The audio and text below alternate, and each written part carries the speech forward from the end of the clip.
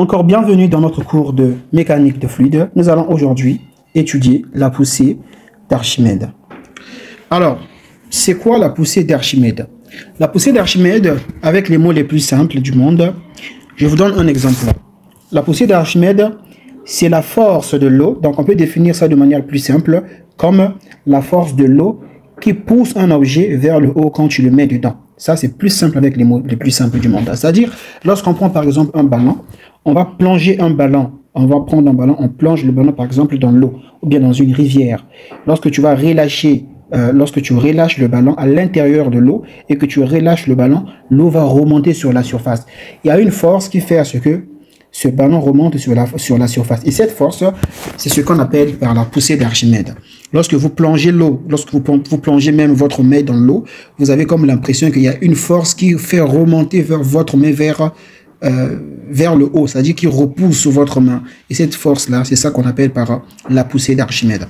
Alors, directement, je vais définir quelques figures. Alors, je suppose trois systèmes comme ceci.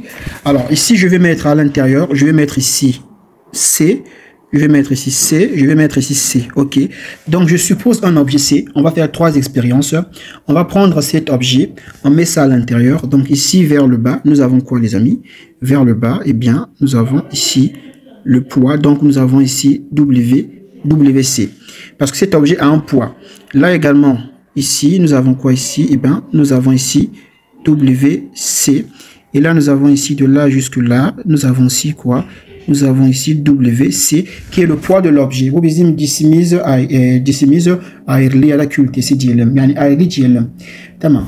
Biz qu'est-ce qu'on avait dit? On a dit que cet objet-là, alors la poussée d'Archimède, c'est cette force qui repousse un objet vers l'extérieur. On a pris l'exemple d'un ballon. Lorsqu'on prend un ballon, on plonge le ballon dans une rivière. Dès qu'on relâche le ballon, eh bien, le ballon va remonter sur la surface. La force qui fait remonter le ballon sur la surface, c'est ça qu'on appelle par la force d'Archimède. Donc, cette action de remonter, de la montée vers la surface, c'est ça qu'on appelle par la poussée d'Archimède. Donc, du coup, la poussée d'Archimède, si on a compris, la poussée d'Archimède est dirigée ici vers le haut, n'est-ce pas? C'est cette force opposée qui doit être dirigée vers le haut parce que elle tend à faire remonter le système, n'est-ce pas? Donc ça, je vais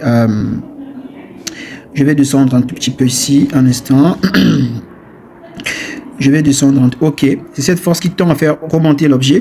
Donc ici également, nous avons ici la poussée. Nous avons ici la poussée d'Archimède que je vais appeler ici par FK.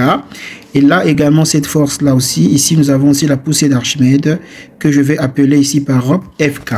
Maintenant on va étudier qu'est-ce que se passe. Ici on se rend compte que, eh bien qu'est-ce que se passe? Nous voyons tout simplement que, on voit tout simplement que ici l'objet est au fond. L'objet, donc on a prolongé l'objet qui était ici par exemple et il descend, il descend, il descend, il descend et voilà l'objet qui se trouve maintenant là. Ça veut dire que cet objet là, le poids de cet objet ou la force de cet objet est supérieure à la force de la poussée d'Archimède. Parce que pour que l'objet reste ici en bas, ça veut dire que la force qui est en bas doit être supérieure à la force exercée en haut, n'est-ce pas? Donc du coup, qu'est-ce que je vais dire ici? Alors là, tout simplement, eh bien, on va dire que ici, WC est supérieur à la poussée d'Archimède, ok?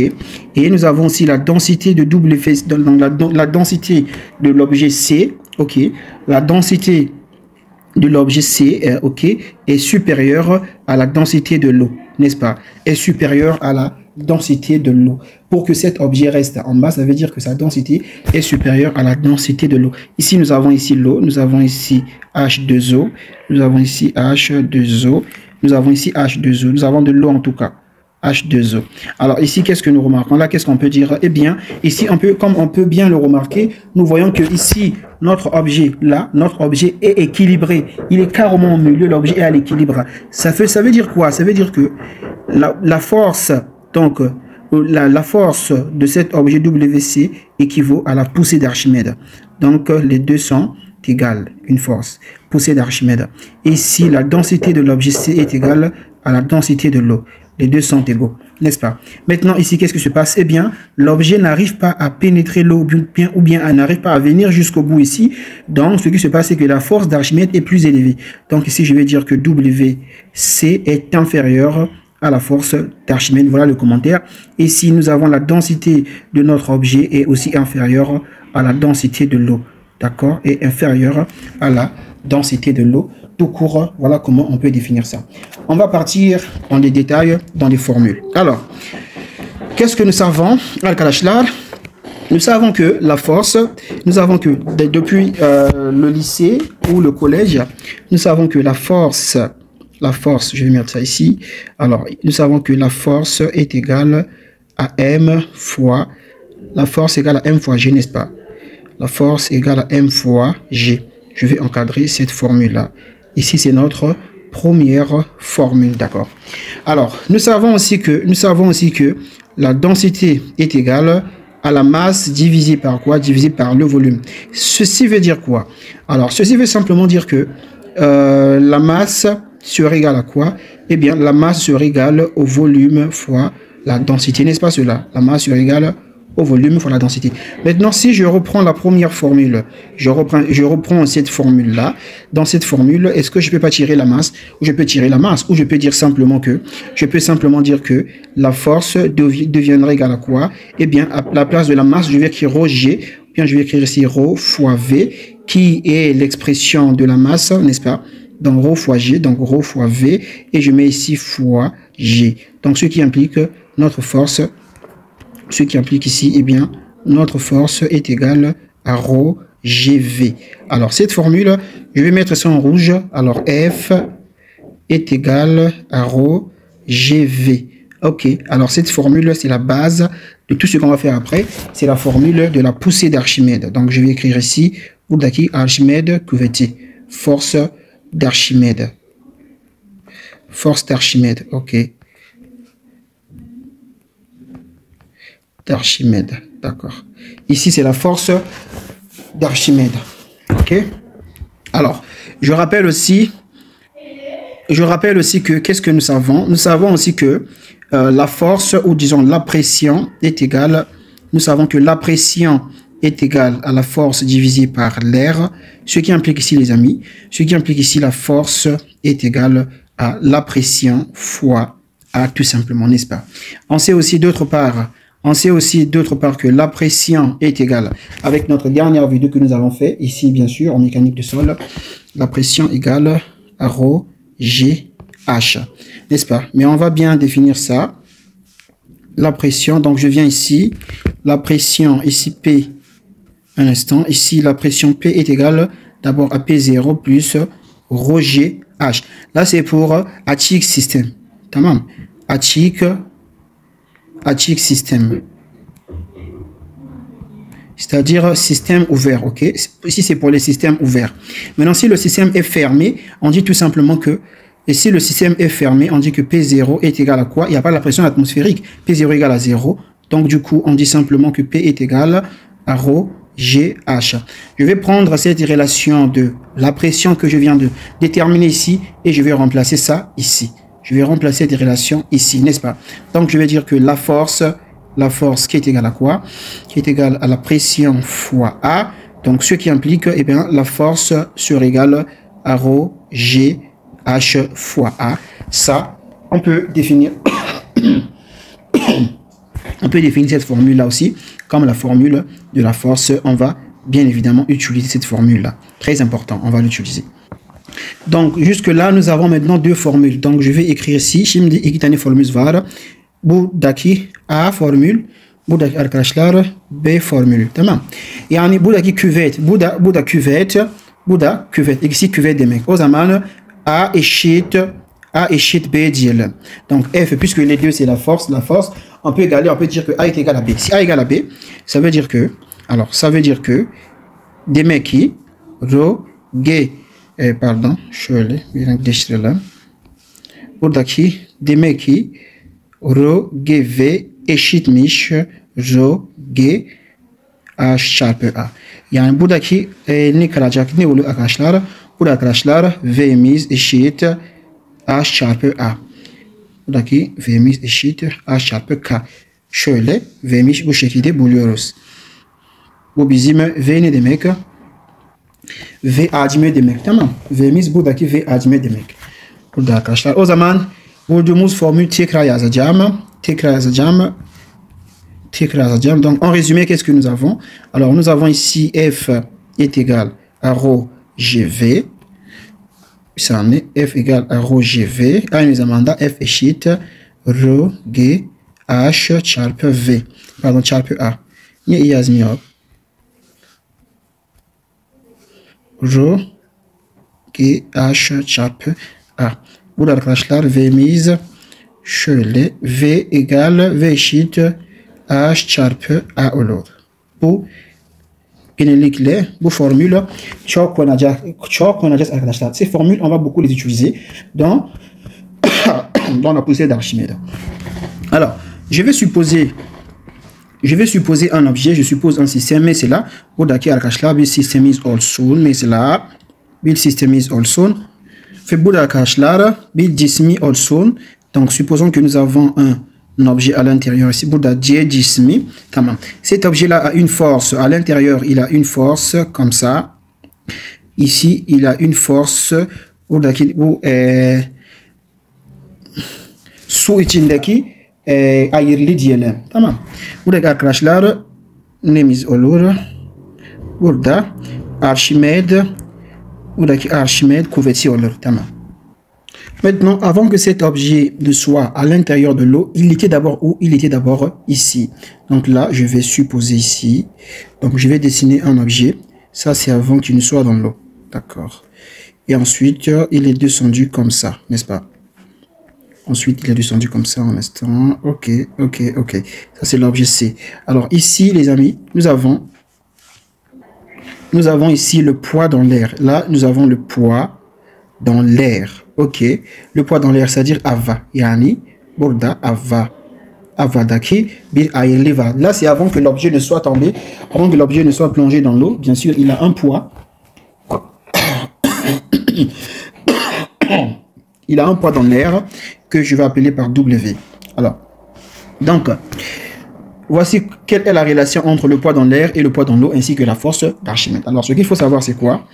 La relation, donc, lorsque l'objet, donc le poids de l'objet dans l'air, donc je mets ici R, ok, est égal à quoi? Est égal à la force, d'Archimède plus le nouveau poids que l'objet a à l'intérieur de l'eau. Donc, je vais mettre ici H2O. Bon, quand je mets H2O, ça va sembler, c'est comme si le volume de l'eau, le poids de l'eau, ici, c'est le poids de l'objet à l'intérieur de l'eau. C'est comme ça qu'il faut comprendre ça. D'accord? Ça, c'est la relation qui les lie. Vous ne le arkadaşlar, bu havadaki cismin yani ayrılı yani değil mi? Ayrılı havadaki cismin ayrılı. Bu da arkadaşlar Archimède kuvveti. Bu da sudaki cismin ayrılı. Şöyle bu ifade yazabiliriz.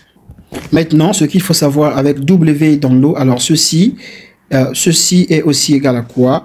Alors W plutôt le poids de l'objet dans l'air avant qu'il ne soit mis dans l'eau. Ce poids est égal aussi à la masse de l'objet fois la pesanteur fois G, n'est-ce pas? À la masse de l'objet. Aynı zamanda havadaki ayrılı eşit M çarpı G. M ne demek? Ayrılı kütlesi. G ne demek? Yani ivme. 9.81 metre bölü saniye kare. Öyle demek. Archimède üzerinde başka bir şey kalmadı. Şöyle de diyelim. Archimède cuvetier. Alors, l'autre force pour la poussée d'Archimède.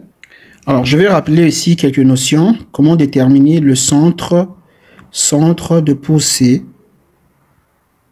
Centre de poussée d'Archimède. Ok. Ok. Centre de poussée Archimède. Türkçe'de Archimède etkisi. Archimède etkisi. Etkisi formülü. D'accord. Archimède etkisi formülü arkadaşlar. Archimède etkisi formülü nasıl hesaplanıyor? Evet, şimdi yeri diyelim. Yeri eşit HC artı buradaki IC bölü A çarpı HC. Bu Archimède etkisi bu şekilde bulunuyor.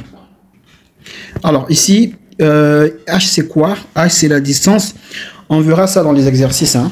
H c'est la distance. Donc pour daqui H, J, yüksekliği sadece diyelim. Yüksekliği. Bir de IJ ne demek? C'est quoi IJ? IJ c'est le moment d'inertie. Atalet moment. C'est le moment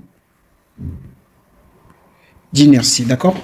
On va voir dans les exercices. Alors, pour un rectangle, donc le moment d'inertie, pour un rectangle, alors rectangle, pour un rectangle, şöyle gibi,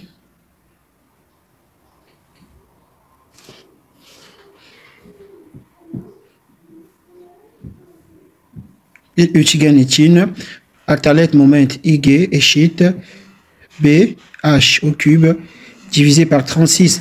Là, c'est pour un rectangle. Et qu'est-ce que je fais? Là, c'est pour un triangle. Moi, j'écris un rectangle et j'écris, je dessine un triangle. Pour un rectangle, bu bir dikdörtgen için arkadaşlar atalet moment bu şekilde buluyoruz. IG mesela IG eşit B H cube bölü 12. Voilà comment on détermine le moment d'inertie pour un rectangle. Bu bir dikdörtgen için, bir üçgen için, bu bir üçgen için arkadaşlar. Mesela şöyle bir üçgen olsun. Burada bizim atalet moment şöyle yapalım. Bizim atalet moment IG eşit B H cube bölü 36. Bir daire için arkadaşlar, bir daire, donc je vais mettre ici cercle. Ici pour un cercle, ok. Alors, bir daire için atalet moment nasıl olur? Hemen GG eşit pi R bölü 4 hepsini R üzeri 4. Bu da aynı zamanda eşit pi D üzeri 4 bölü 64. Evet. Donc, voilà comment déterminer le moment d'inertie pour un rectangle, le moment d'inertie pour un triangle et le moment d'inertie pour un cercle. Alors, très rapidement, on va faire un exercice vite fait. Alors, on nous donne... excusez. On nous donne un exercice comme ceci. Alors, quelle est la question qu'on nous demande, qu'on nous pose? On nous donne ici Havadaki ayrılı eşit 900 Newton. Et ici on nous donne, donc ça c'est le poids dans l'air, quand l'objet était encore dans l'air. Ici on nous donne sudaki ayrılı eşit 222 Newton. Şimdi bizim ayrılığı arkadaşlar, buradaki C ayrılığı, pardon C cismi olsun. Hemen bizim C cismi hacmi bulacağız. Sonra yoğunluğunu bulacağız. Donc on nous demande de déterminer le volume de cet objet-là, de trouver son volume et de trouver également sa masse volumique. Donc on va trouver son volume et sa masse volumique. Donc généralement, qu'est-ce que je sais? Alors il faut que j'écrive d'abord la formule qui me donne la présence du volume, puisque moi je veux déterminer le volume, n'est-ce pas? Alors nous avions dit ceci. Nous avons dit ceci que la force d'Archimède est égale à quoi? Est égale à ρ GV. Donc à partir de là, je peux dire que V est égal à quoi? V est égal à F divisé par ρ G. Donc V est égal, je ne connais pas encore la force d'Archimède, o zaman F eşit FA bölü. G'miz ne kadar arkadaşlar? G'miz üzerinde herhangi bir şey söylemedi. O zaman ben burada arkadaşlar G ne kadar alacağım? Küvetimiz, bakayım, küvetimiz Newton olduğu için o zaman G su G olacak. Çünkü bizim suyumuz su ya. O zaman burada arkadaşlar ne diyorum? Burada arkadaşlar su ayrılığı, su yoğunluğu pardon 1000 kilonewton almam lazım. Şöyle diyorum. Buradaki arkadaşlar şöyle, burada su eşit 1000 kilonewton pardon 1000 kilonewton bölü metreküp olması lazım. Niye? Çünkü bizim ayrılığı Newton ile verilmiş, değil mi? O zaman çarpı 1000 diyorum. Çarpı 1000 donc 1000 fois 9,81. Donc du coup ici déjà notre volume est égal à quoi? Est égal à la force d'Archimède divisé par combien? 1, 2, Donc, nous aurons ici 9810, n'est-ce pas? On aura ici donc 9810. Maintenant, on ne connaît pas bis FA bilmiyoruz değil mi? Hemen yapıyorum biz deste ne dedik? Şöyle dedik deste. Nous avions dit ceci dans le cours que lorsque j'ai le poids de l'objet dans l'air et le poids de l'objet dans l'eau, je peux déterminer la poussée d'Archimède. Tamam. Biz deste yani şunu yazdık. Havadaki ayrılı ne eşit arkadaşlar? Eşit sudaki bizim cismimiz sudaki ayrılı artı FA değil mi? Artı FA dedik. O zaman bu da arkadaşlar FA bulurum. O zaman havadaki ayrılı eksi sudaki bizim cismi sudaki ayrılı. O zaman FA ne eşitmiş? Havadaki ayrılı ne kadar? 900 eksi sudaki ayrılı arkadaşlar 222. Bunun eşit. Bunun yani şöyle yazayım. Burada geleceğim. O zaman FA hemen FA eşit 678 Newton olacak. Evet. Bu bizim FA. FA sormamış ama inşallah ben hesapladım. O zaman şimdi arkadaşlar tekrar gelelim burada. V'miz ne olacak peki? V'miz eşit FA. FA ne kadar? 678 hepsini bölü 678 değil mi? Hepsini bölü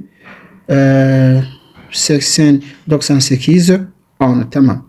Bunu hesaplayacak olursa arkadaşlar V ne çıkar? V 0.069 çıkmış oluyor. Hemen buraya geliyorum. Hemen V'miz eşit 0.069 metreküp olacak. Evet. Metreküp çıkmış oluyor. Tamam. Başka ne hesaplayacağız? Hemen bakıyorum. Başka su yoğunluğu bulmam lazım değil mi? Maintenant, il faut déterminer la densité de l'eau. Su yoğunluğu. Alors, comment je détermine la densité de l'eau? Su yoğunluğu hemen nasıl hesaplayacağım? Şöyle yapıyorum. Su yoğunluğu arkadaşlar biz DSL dedik. Qu'est-ce que nous avons dit dans le cours comme formule? Nous avons dit que la densité de l'objet, ou encore je vais revenir ici, nous avons dit ceci que la masse de l'objet dans l'air est égale à quoi on avait dit? On avait dit que cette masse est égale à M fois G, n'est-ce pas? Donc plutôt le poids de l'objet dans l'air est égal à M fois G, c'est ce que nous avions dit. Donc ici, ça veut simplement dire que M, il serait égal à quoi? Il serait égal au poids de l'air, donc de l'objet dans l'air, divisé par G. Ici, c'est la première relation. On sait aussi que la densité est égale à quoi? Est égale à M divisé par V. Ce qui implique, les amis, la densité serait égale à quoi? M. Burada, o zaman, şöyle olacak. Havadaki ayrılı bölü G değil mi? Çarpı V olur. En bu şekilde buluyoruz. Hemen yazacak olursam. Havadaki ayrılı ne kadar arkadaşlar? 900 bölü buradaki 9.81 çarpı hacmi ne kadar bulduk? 0.069. 0.069, voici la valeur de V qu'on avait trouvée. Donc du coup, si je calcule ceci, alors je fais ceci, 900 divisé par, j'ouvre la parenthèse, 9,81 fois 0,069 et ça me donne 1329,61. Donc je prends 6. Donc si ça me donne 1329, combien? Bon, je prends 610. Ok, il n'y a pas de problème. Attends, ça c'est la densité. Moi j'écris le volume. Ah, c'est la densité. La densité de l'objet, n'est-ce pas? Donc ça serait ici en mètres cubes. La densité c'est en newton par mètre cube. Ici je vais mettre ici newton par mètre cube. Et newton par mètre cube, non, c'est kilonewton. Hein? Ok. Kilonewton. Donc ici, kilonewton par mètre cube. La valeur de la densité. Avec kilogramme, kilonewton yazdım. J'écris kilonewton à la place, plutôt kilonewton à la place de kilogramme. Maintenant, on va faire un deuxième exercice. Başka bir şey yapalım. Voici, on va résoudre un prochain exercice. Dans cet exercice, qu'est-ce qu'on nous donne? On nous donne la masse de l'air. on nous donne donc la masse de l'objet dans l'air, on nous donne aussi, plutôt on nous donne le poids de l'objet dans l'air, et on nous donne aussi le poids de l'objet dans l'eau. La première question, plutôt on nous donne simplement le poids de l'objet dans l'eau, et on nous demande de déterminer le poids de l'objet dans l'air. Usul arkadaşlar sadece sudaki ayrılığı bize verilmiş. Bizim acime sudaki ayrılığı verilmiş.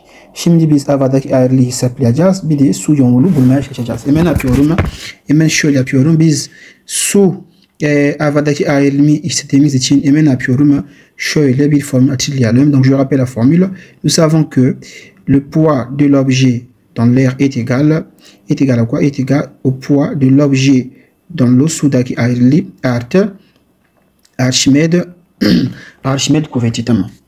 Şimdi sudaki ayrılığı verilmiş oldu. O zaman ne yazacağım? 48.983 verilmiş. Artı ne olacak? Artı FA. Bu ne eşit arkadaşlar? Eşit havadaki ayrılığı. Zaten biz havadaki ayrılığı bulmaya çalışıyoruz. Donc on est en train de déterminer le poids de l'objet dans l'air. Alors qu'est-ce que je fais? Il va nous manquer quoi? Donc je vais réécrire la formule ici. Donc nous avons ici, nous trouvons que le poids de l'objet dans l'air est égal à 48,983 plus la force d'Archimède. Là, il faut donc déterminer la force d'Archimède. On sait que la force d'Archimède égale à rho GV est égal à rho G. Le volume est égal à quoi? Le volume est égal à la longueur fois la largeur fois la hauteur, n'est-ce pas? Longueur fois largeur fois hauteur. Yükseklik adime eşit genişliği çarpı uzunluğu çarpı yükseklik arkadaşlar. Hemen şöyle yazıyorum. O zaman FA Arşimed kuvvetine eşit olacak. Buradaki arkadaşlar kuvvetimiz su ayrı ne ile verilmiş? Newton verilmiş. Demek ki bizim su yoğunluğu kilonewton bölü metreküp olacak. Değil mi? Pardon, kilogram bölü metreküp olacak. O zaman burada arkadaşlar 1000 yazacağım. 1000 çarpı G'miz ne kadar? 9.81 pardon 9.81 çarpı burada arkadaşlar L'miz ne kadar? Hemen L yazıyorum. L burada arkadaşlar milimetre ile verilmiş. Biz metre yazacağız. O zaman ne olur?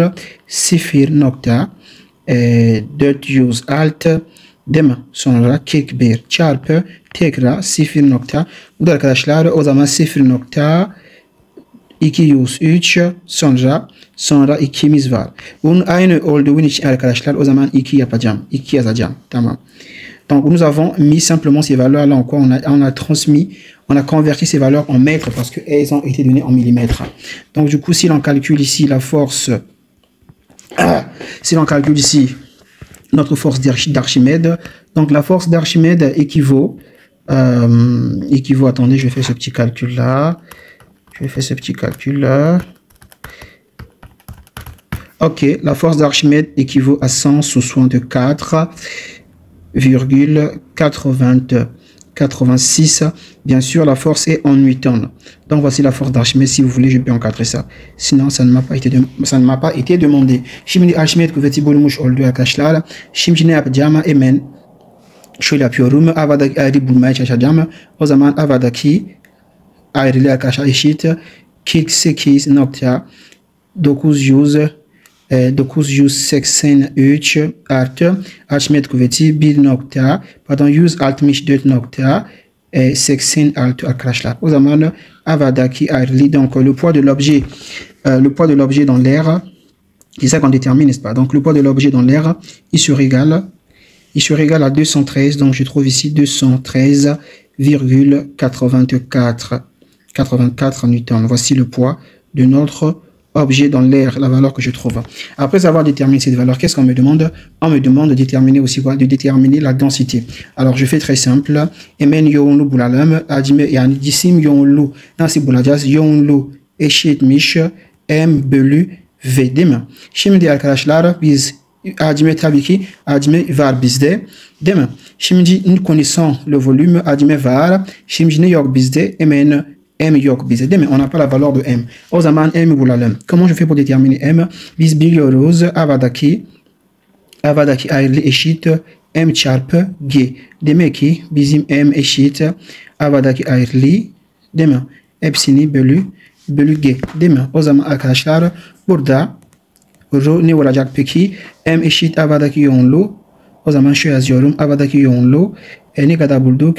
213.84 hepsini bölü G çarpı V arkadaşlar. Tamam. O zaman burada şöyle bir sileyim bunu. Bir dakika. Evet. Tamam.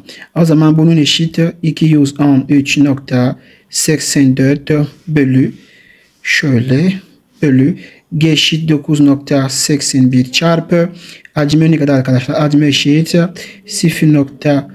Yani 0. Hacmi burada formülü. Hacmini de yazdım. Evet. Hacmini de yazdım.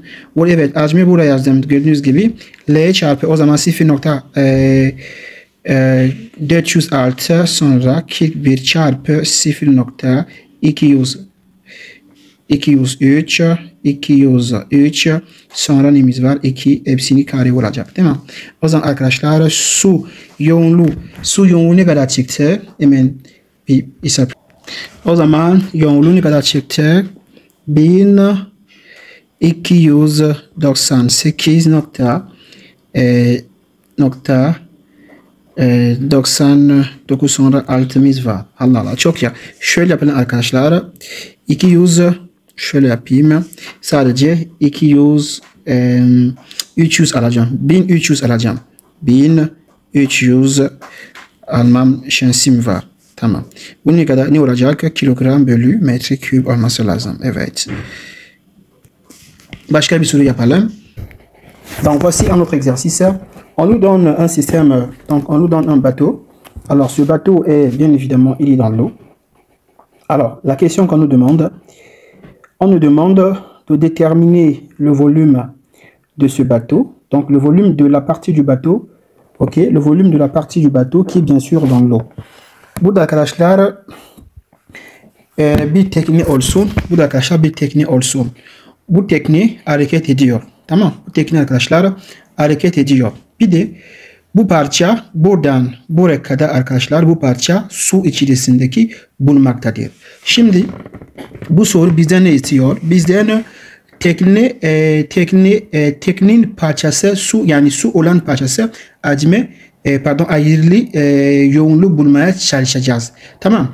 Biz burada arkadaşlar şu parça buradan buraya kadar tam su içerisindeki yani olur. Şimdi biz su içerisindeki olan parça yoğunluğu bulmaya çalışacağız. Donc nous avons le bateau comme j'ai expliqué et ce bateau nous avons cette partie du bateau, c'est-à-dire de là jusque là, cette partie est immergée dans l'eau.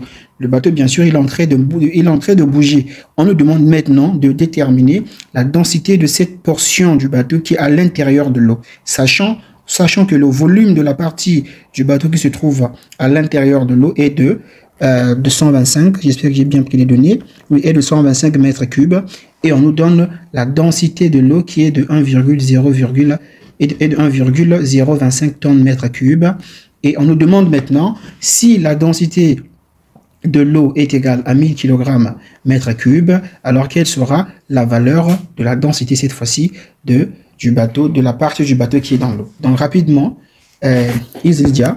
Ne yapacağım? Şimdi bizde arkadaşlar bizde ne var?